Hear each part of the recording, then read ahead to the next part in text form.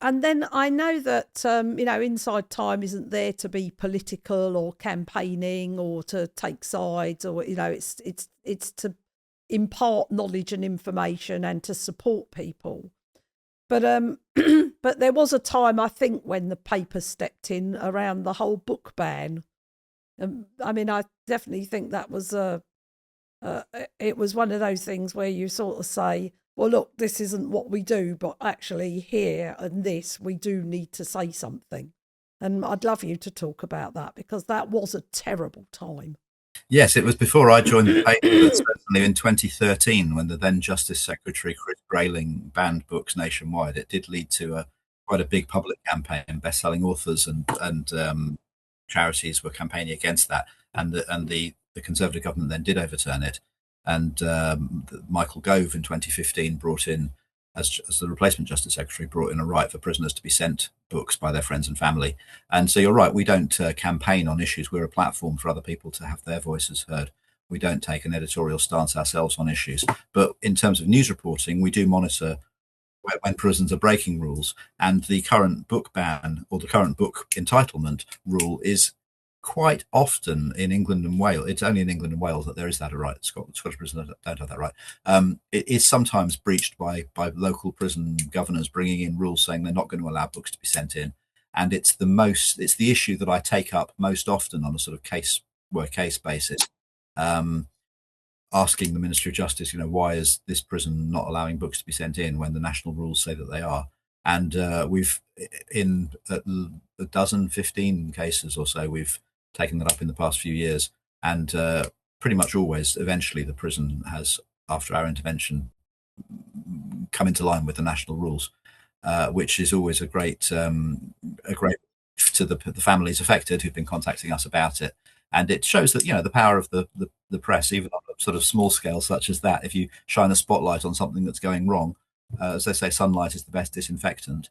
If you put a bit of publicity onto it, people will realise that they can't just break rules willy nilly; they have to comply with them.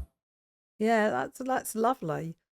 So we're coming to the end of our time together, and this has really been a lovely conversation, Ben. It's been a real joy to just be able to sort of talk through with you in this very balanced way. I mean, because it's not all bad. I mean, I've been into some prisons where I've seen some absolutely wonderful art classes, or I've seen people making musical instruments. I've seen people doing sculptures. But it's all very luck of the draw, isn't it? Which prison you end up in. Yes, some prisons are a lot better than others, and some people cope with being in prison better than others, and people find a way through it. People are spending years of their life in a prison. They will go through the highs and the lows, the family milestones.